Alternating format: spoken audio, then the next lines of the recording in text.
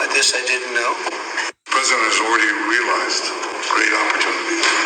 He forged the Abraham Accords. He's forging peace as we speak in one country and one region after the other. So I want to present to you, Mr. President, the letter I sent to the Nobel Prize Committee. It's nominating you for the Peace Prize, which is well deserved, and you should get it. Thank you very much. This I didn't know. The president has already realized great opportunities. He forged the Abraham Accords. He's forging peace as we speak in one country and one region after the other. So I want to present to you, Mr. President, the letter I sent to the Nobel Prize Committee. It's nominating you for the Peace Prize, which is well deserved, and you should get it. Thank you very much. This I didn't know. Everyone, I have to give in to Trump. Israel must have a different future. I know in my heart how important our relationship with Trump is to us. Tuesday's meeting was not only about the ceasefire, but also about whether we can continue to have the support of the United States. At the dinner in Atlanta, I submitted a letter of nomination, the Nobel Peace Prize, to President Trump. I want him to know that my country remembers his contribution very well and is willing to work with him to achieve peace. I am very sorry for my insistence on reaching a ceasefire agreement. I will give up the idea of eliminating and destroying Hamas. Regarding the stay or departure of the Palestinians in Gaza, I respect their choice. If people want to stay, they can stay, but if they want to leave, they can leave. Maybe some people feel that I am forced to compromise, but for the sake of our country, for ourselves, and for everyone, I have to give in to Trump. Israel must have a different future.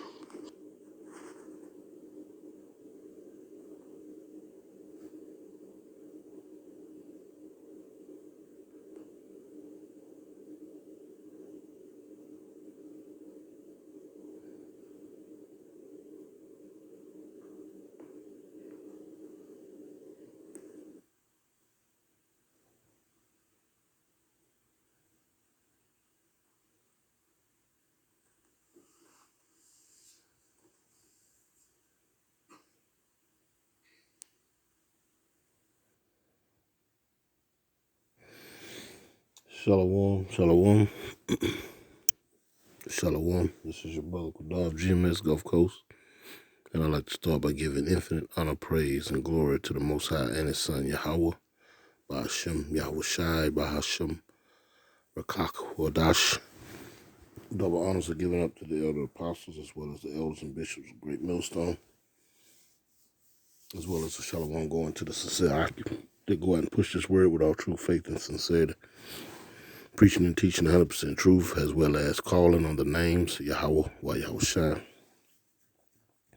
And to the men, women, and children that make up the bulk of the 1/3 of the nation of Israel, who have also come back to the obedience of the scriptures and are calling on the names Yahweh, Yahweh Shai, to you all, shalom, shalom. I guess desperate times calls for desperate measures. Now this part right here, let me see. I want to play this. I know in my heart how important our relationship with Trump. I sent to the Nobel for the Peace Prize, which is well deserved, and you should get it. Thank you very much. This I didn't know. Everyone, I have to give in to Trump. Israel must have a different future. I know in my heart how important our relationship with Trump is to us. Tuesday. This is a stark change in this man's attitude and his approach. Well, I ain't gonna even say about his approach, but his demeanor and who he has been in the past 4 decades of me knowing about Netanyahu since 1978. So I guess their handlers, it's I don't know, it's hard to say. You know what I'm saying? It's not hard to say, but this is obviously a trick. We're gonna let Hamas, stay if they want to stay. That just yesterday you was talking crazy. Him and Trump get along very well because they can say something one day, and the next day, they about face. But nah, this ain't panning out. This ain't jiving. We're not fooled in the least bit, Nobel Peace Prize. Nah, these men don't promote peace. You see what they're doing. People who look like him, look like President Trump, from the moment they come up out of those caves, man, they promoted war and anarchy, plagues, destruction, famine, just abominations, great evils, wicked multiplied, wickedness multiplied on the planet. So people who have a track record such as theirs, there's no way in hell that they can turn that around in a matter of a few hours or a few days. That's not possible. Mind you, all things are possible with the Heavenly Father, Yahweh Shem Shai, but the spirit that he put upon these people here, the Lord doesn't change, he doesn't lie, or for paraphrase, So that means there's be no change in these people's spirit, They were given the spirit that they was given, and it's a spirit of war and to be not peaceable. We're going to go real quick. We're going to deal with the red horse, which we know in Genesis is Esau, Edom, who nowadays is the so-called white man. That's his biblical lineage. This is Revelation 6, and straight to the point. Verse 4, and there went out another horse that was red, and power was given to him that sat thereon to take peace from the earth, and that they should kill one another, and there was given unto him a great sword. So this is these fake recommendations for peace and the Nobel Peace Prize. I guess Trump looked just as shocked as all the people that were sitting around now, peace. It's a bunch of madness, peace. Those folks couldn't be peaceable if they had to be. It's just not in them. America's roughly 250 years old, and a little over 3/4 of its existence, has been war. You show me a peaceable white man, and I'll show you someone who stands 16 foot tall right now. And ain't no way I can show you anyone that's 16 foot tall. Just like there ain't no such thing as a peaceable so-called white man. This thing ain't pulling up so slow. This would be the case. Look at this.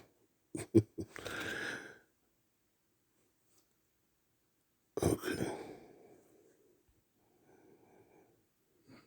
Let's go. Let's read that in a different translation. At Revelation 6 and 4. Dang. It's dragging on, ain't it?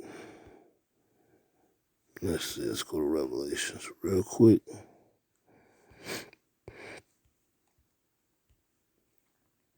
Let's go to Revelation chapter 6.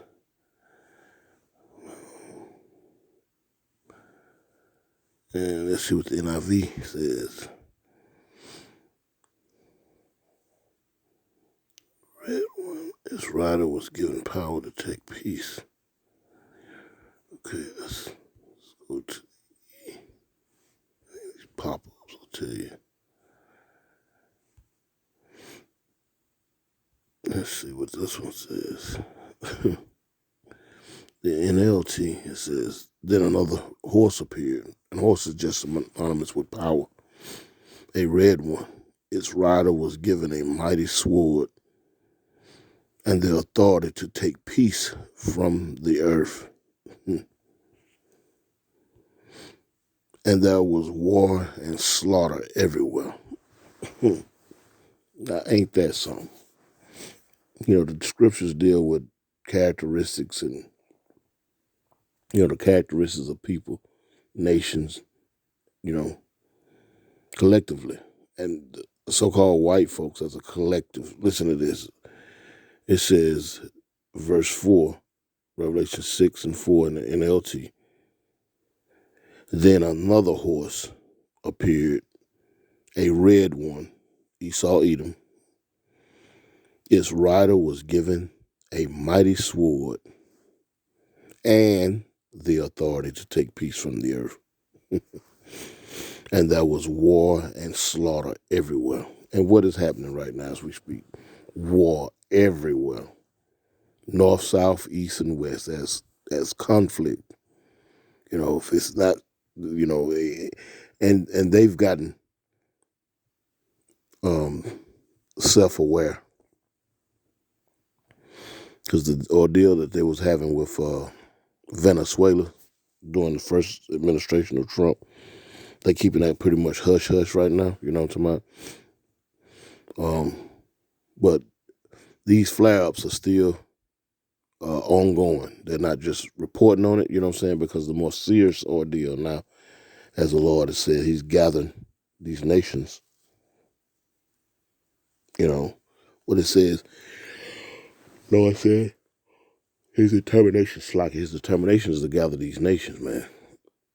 Matter of fact, let's grab it. I think that's in the, let me get up out of there. Let's see. Lord said, my determination is to gather the nations. Let's see.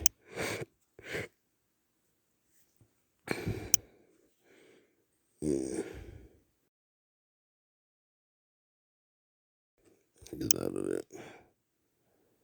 Okay. The real ordeal is going on in the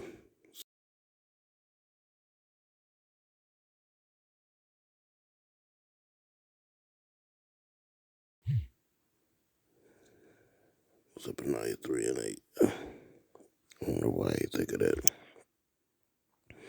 Let's go there real quick. So that's why you're not hearing about the little dust-ups in places like Venezuela, even in Mexico, Canada,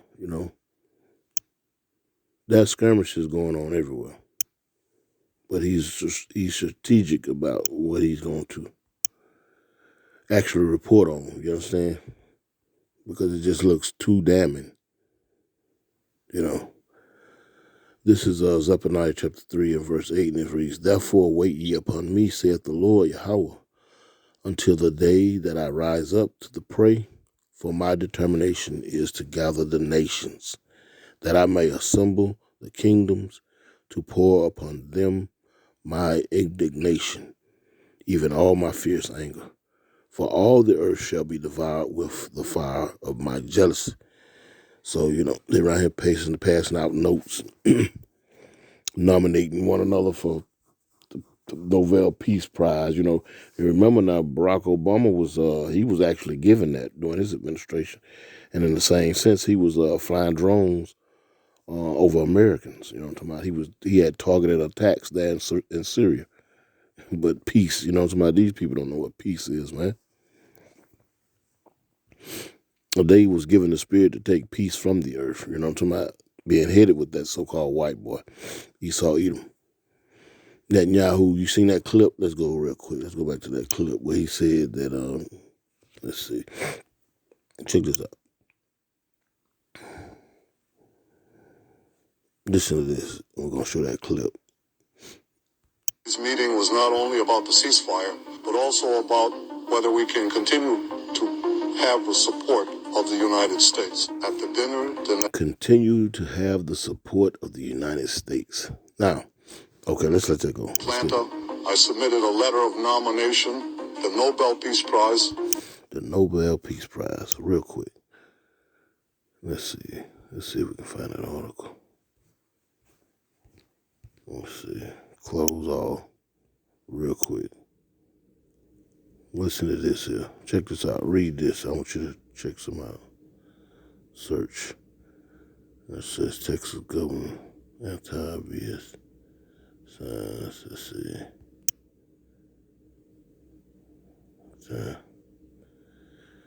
To boycott. Listen to this Texas governor, Greg Abbott. Now you got all these floods going on over there in the state of Texas, right? These people had to sign these prenuptial agreements. I know I'm using that incorrectly, but they had to sign these agreements in order to get government aid in case of a natural disaster. And it's going back by 8 years. Listen to this. Texas Governor Greg Abbott signed anti-BDS boycott divestment sanctions legislation into law in 2017. This law, originally known as HB 89, prohibits the state of Texas from doing business with companies that boycott. There it is. See that? It says the bill also ensures that certain public funds are not invested in entities participating in the movement. Following the initial passage, the law has undergone amendments and faced legal challenges. 2019, a federal court blocked enforcement of the original law of HB 89, finding that it likely violates the First Amendment. Now, that same court, with the Supreme Court, that was saying, okay, Trump doing this, that's illegal. Now, if you wind the clock to present day, as late as a week or so ago, that same court is starting to agree with Trump. They're finding loopholes whereas they can agree now. It's all a scheme and a game against the American public by and large, man. When you get into what is that? After 9/11, what's the name of that they signed into law? I can't even think of it. Anyway, it's all smoke and mirrors. It's all set up against the American public by and large. You know what I'm talking about? They're just playing both sides. Make it seem like, they got some stand-up people for the people, but it's, in actuality, you give it time and they'll start showing their true allegiance. And when you get to these lawmakers and these politicians and whatnot, they're all on the same team, no matter whether they're wearing red or blue. Just give it time. Anyway, lawmakers then narrowed the law with the HB 793, including sole proprietors. Did I say that correctly? Companies with fewer than 10 employees and contracts valued under $100,000 from the prohibition. However, in 2022, federal district court again blocked enforcement of the amended law, citing constitutional concerns, according to the Texas Tribune. Let's see. In April, it says Fifth Circuit Court dismissed a separate challenge to the law due to the plaintiff's lack of standing, meaning they could not demonstrate actual harm from the law. Connections, supporters doing central, maintaining strong relationships. Check this out. The Texas anti-BDS law has been a point of contention, with supporters arguing it's essential for maintaining strong relationships with Israel, a key trading partner for Texas.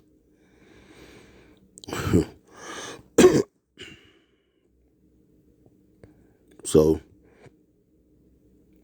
this is real anti-Israel policy, or anti-Texas policy. This stuff is real, man.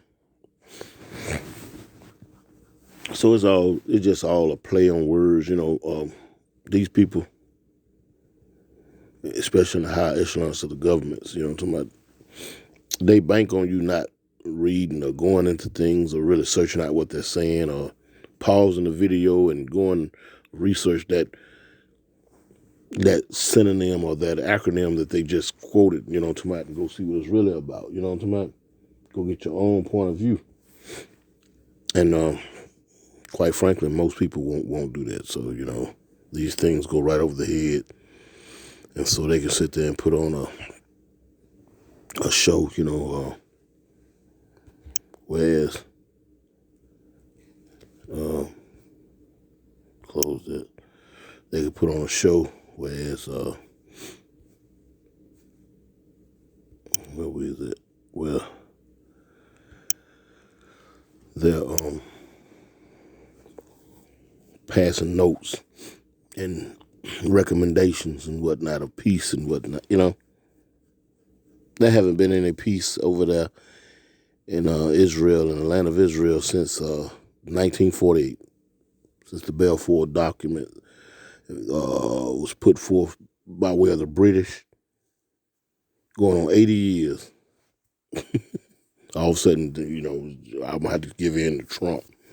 No, it's something real conniving and snake-like that's coming down the pipe. You can bet on that, you know what I'm saying? Because if you look at those pictures of Gaza, the Gaza Strip, that land of Israel, man, that shit looked like Iraq during the war on terrorism. One day it was, umbrellas and chairs, and now it looked like a damn garbage wasteland, targeting hospitals and children and shit. You know what I'm saying? But that same type of mentality, that same warfare, that's coming over here, man. So they trying to play nice because they can't control the images that are coming out from over there. Everybody got a cell phone and internet and all, different platforms. So they trying to, for lack of better words, they trying to confuse you, to my, what is this, real or is this fake? What is real is that these people are war people. They are evil people. Bloodshed and mayhem follows them wherever they go, That's real. So he could sit here and pretend to be someone, or try to pretend, because we all know better, At least you should know better. That this is nothing but a show. This is Habakkuk chapter 2 and verse 4, and it reads, "Behold, his soul which is lifted up is not upright in him, but the just shall live by his faith." The 1/3 of the nation of Israel who have the Lord has given them that understanding in these final days of what's actually going on and what salvation is about, and the recompense or the payback he's finna put on these other nations, you know what I'm talking about? They shall live by the faith that the Lord has given them, pursuant to Ephesians chapter 2 and 8, that gift. Verse 5, it says, "Yea, also he transgressed by wine," these democracies and, all his different dogma that he spreads throughout the planet, you know what I'm talking about? Free and fair elections and all that bull, you know what I'm saying? Yea, he also transgressed by wine. He is proud, he is a proud man, neither keepeth at home, who enlargeth his desire as hell, and is as death, and cannot be satisfied, but gathereth unto him all nations, and heapeth unto him all people. So don't be fooled by this ploy, this, I got to give in to Trump, madness. Because when you was looking, let's go back real quick, because check this out. As you watch this, he says all this, right? Thank you very much. This I didn't know. The president has already realized great opportunities. He forged the Abraham Accords. He's forging peace as we speak in one country and one region after the other. So I want to present to you, Mr. President, the letter I sent to the Nobel Prize Committee. He's forging peace after one country after the other. That's like, Trump has come into office. Before he got into office, he was pledging he was going to end this war and end that war. And, you know what I'm saying? And this is all scripted, man. This, you know what I'm talking about? This is all this is, They trying to, like Trump is making good on his promises, his campaign promises. And don't none of them make good on their promises, man, because they are not in control. Trump is no more in control than Netanyahu. You know what I'm talking about?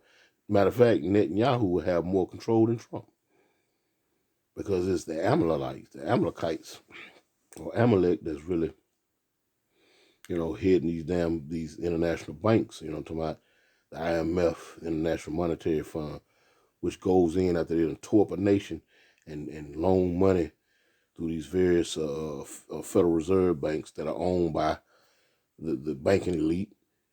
They give out this exorbitant amount of money to these torn up nations with interest rates that no one can pay back. But in the fine writing, it's all your mineral rights and all these things are written into the contract. You know what I'm talking about? And you find out you've been set up. And these are the people that are scripting this. You know what I'm talking about? Making it, putting on this dog and pony show by way of these world leaders, man. These heads of state. That's what you're witnessing. So, he's not forging any peace. There will be no peace. We read the scriptures. This man going to create war and slaughter everywhere. We just read in Habakkuk 2 and 5. He transgressed by wine and hell, and his desire is hell and death. He cannot be satisfied. You think he finna, they done did all this bombing and tearing up Gaza and whatnot. Okay, we're gonna chill out right now. We're gonna chill. That's not even synonymous with his spirit. These are just tricks. The scriptures tell us not to be ignorant of the wiles of the devil, man. The tricks. These are tricks for these registered voters, man. These registered voters are you so-called blacks, Latinos, and Native Americans. And how that's working out for you, to my getting deported and whatnot, reneging on that campaign promise, but he's making peace all over the world. That don't even add up.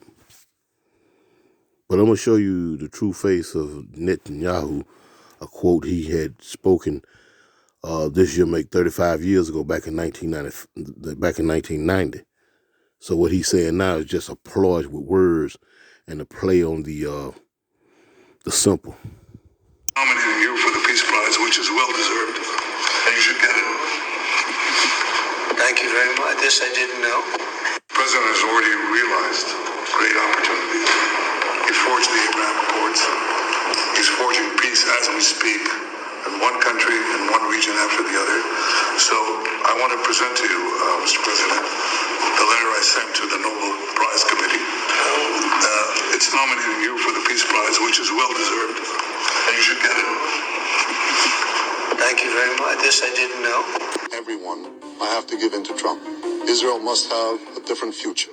I know in my heart how important our relationship with Trump is to us.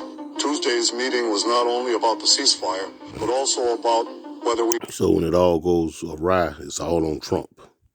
The people who are funding, who are putting the paper in front of Trump's face to tell him to say this and say that, to read from the prompter, they get scot-free. So it's all on Trump. You know what I'm talking about? You're president. You got to pay attention to what these people are saying. How they sit up here, they brilliant actors. Can continue to have the support of the United States. At the dinner in Atlanta, I submitted a letter of nomination, the Nobel Peace Prize, to President Trump. I want him to know that my country remembers his contribution very well and is willing to work with him to achieve peace. I am very sorry for my insistence on reaching a ceasefire agreement. I will give up the idea of eliminating and destroying Hamas. If you believe that, what they say, I got a bridge in Brooklyn I'm going to sell you. I'm going to give up my ambitions to blow up and destroy Hamas. That shit was forced. You could just see it all over his face. But again, to the simple, to the simple, that's all they need to hear. You know what I'm talking about? That's all. Oh, wait, he said it. You heard the man. Got to take him for his word. Damn his track record. I got to take him for his word. But there's a clip that's going to show up right afterwards. Regarding the stay or departure of the Palestinians in Gaza, I respect their choice. If people want to stay, they can stay. But if they want to leave, they can leave. Maybe some people feel that I am forced to compromise, but for the sake of our country, for ourselves, and for everyone, I have to give in to Trump. Israel must have a different future.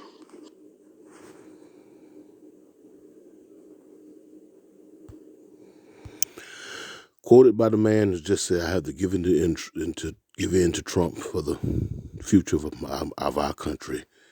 Looked like he wanted to cry saying I'm telling them lies. It says America, quote unquote, America is a golden calf and we will suck it dry, chop it up and sell it off piece by piece until there is nothing left but the world's biggest welfare state that we will create and control. This is what we do to countries that we hate. We destroy them very slowly. Unquote. 1990. Recorded at Frank's Bar, Jerusalem in 1990, 35 years ago. Now he's sitting up there pretending. And the majority I would imagine now, I'm just speaking as a man, the majority of you so-called registered voters who are Israelites, you're going to buy into this madness, man. You just need that hope. You need that confirmation to keep believing in the system, I'm going to close out with this. Yeah, it's repetition, but it is what it is. This is Isaiah 30. And starting at the top, it says, woe to the rebellious children, you so-called blacks, Latinos, and Native Americans, saith the Lord Yahweh, that take counsel but not of me, and that cover with a covering but not of my spirit, that they may add sin to sin, that walk to go down into Egypt, and have not asked at my mouth to strengthen themselves in the strength of Pharaoh, and to trust in the shadow of Egypt. That word trust means to be confident and secure. So you're confident and secure in the Donald Trump administration. A whole lot of you jakes, especially you so-called blacks, are coming out. I applaud Trump. I applaud him for what he's doing, this and that and the third. Let's keep reading.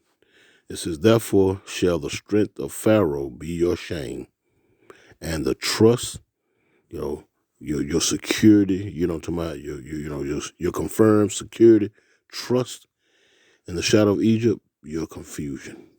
Because in the meantime, in the between time, you got alligator Alcatraz. You got the abolishment of birthright citizenship. And a lot of them, that ain't got nothing to do with black folks. He said that was made for the slaves, the children of the slaves and this and that. But in the meantime, they deporting Haitians, which look like so-called African Americans. Can you tell the difference? You people are simple, man. That's why you're going to be confused when whole families get violated and whatnot. I've been here, I'm American. What are you doing? These folks don't care nothing about none of that.